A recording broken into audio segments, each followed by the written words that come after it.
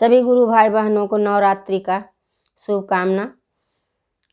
आज हम आप लोग के सामने मैया के गीत लेकर उपस्थित हुए हैं, तो चलिए हम जो है मैया का गीत सुनाते हैं।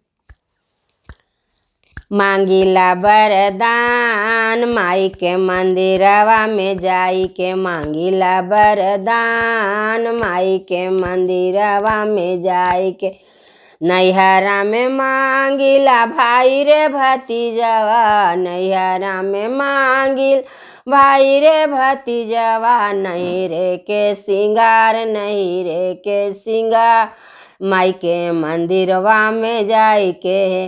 मांगिला वरदान माई के मंदिरवा में जाई के।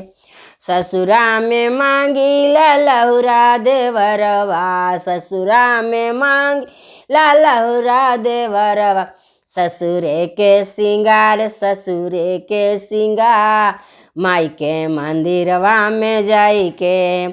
मांगिला वरदान माई के मंदिरवा में जाई के। मंगिया में मांगिला भखरा सिंदूरवा, मंगिया में मांगी भखरा सिंदूरवा। मंगिया के सिंगार, मंगिया के सिंगार माई के मंदिरवा में जाई के। मांगिला वरदान माई के मंदिरवा में जाई के।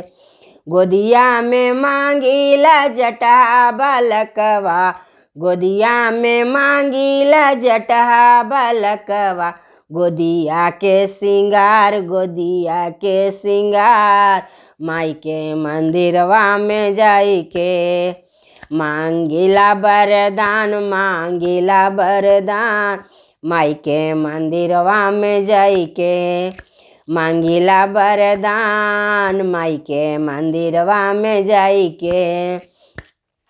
घरवा में मांगिला धन संपत्तिया, घरवा में मांगिला धन रे संपत्तिया। घरवे के सिंगार, घरवे के सिंगार माई के मंदिरवा में जाई के। मांगिला वरदान माई के मंदिरवा में जाई के।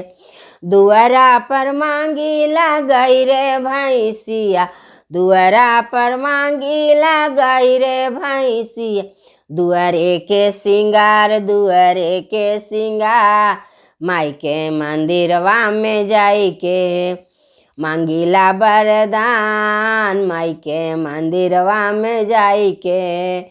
मांगिला वरदान माई के मंदिरवा में जाई के। मांगिला वरदान, मांगिला वरदान माई के मंदिरवा में जाई के। जय माता दी सच्चे दरबार की, जय दुर्गा महारानी की जय।